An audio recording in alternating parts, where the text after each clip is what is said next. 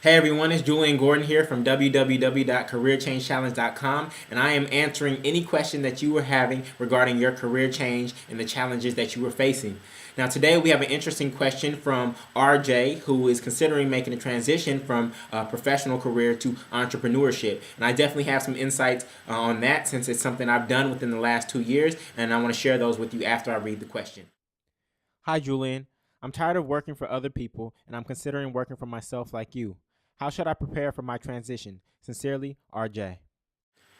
Hey RJ, thank you so much for a good question. I definitely have a lot to share with you, but I'm going to focus on three things here today, and hopefully we can continue the dialogue via more questions in the near future. So first and foremost, I want to mention that there's no such thing as working for yourself. No such thing as working for yourself, right? The only way to actually capture value and create value in the world is to do it for other people. Everybody who has made any sort of money in the world has made an exchange or created value for another person. So there's no such thing as working for yourself. When you're an employee, you work for different people. You work for the company, you work for your managers, you work for your colleagues, and you work for your customers, right?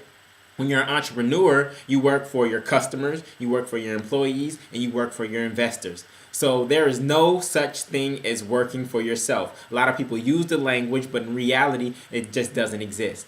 Secondly, a lot of people make the mistake of believing that entrepreneurship is the only way to make money doing what you love.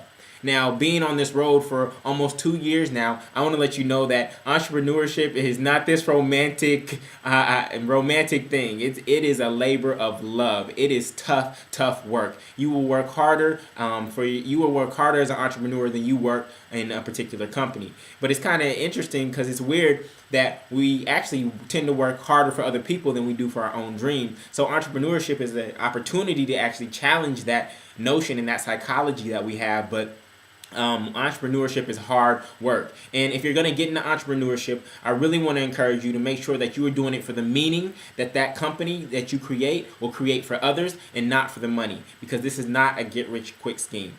Next, I want to introduce you to a concept that I created that helped me make my transition, which is called a bridge job. And a bridge job is an opportunity that you take to get from one side of the river to the other, right? So getting from employee to entrepreneur. And the way I set it up was that I was going to quit my job within 18 months or once I reach 6 months of savings. I really encourage you to save up 6 months of basic expenses before jumping ship and exploring entrepreneurship, unless you can raise money from investors or something like that. But say your average monthly expenses are about $3,000 a month to cover your rent, your cell phone, your food, and other things. Then you want to save up about $18,000 to create a runway for yourself for 6 months to get your company off the ground. Because it's going to take that. I'm still building my company today, and it's not in a place where I'm just extremely comfortable. I am still grinding day after day after day. But without that 6 month runway, my dream would have been squashed a lot earlier. So I definitely encourage you to make that savings goal and create a bridge job. So it's going to force you to think about the way you're living right now. So say you're getting paid $60,000 a year and your yearly expenses are at $50,000. You're going to have to actually change your cost of living, not necessarily your standard of living, but your cost of living, to make sure that you reach this savings goal to position you to actually succeed as an entrepreneur once you start. A lot of people like to go out and hand out business cards and say I'm an entrepreneur, but that doesn't make you an entrepreneur. An entrepreneur is someone who is actually creating value, not just someone who has a company name and a business card. So I really want to position you for success, and this is one of the things that really worked for me. Without that 6 month runway, I don't know if I would still be here today. So I really want to encourage you to make the changes necessary to reach that savings goal. So I hope that helps. Until next time, make sure that you dream awake, and I will talk to you soon. Take care.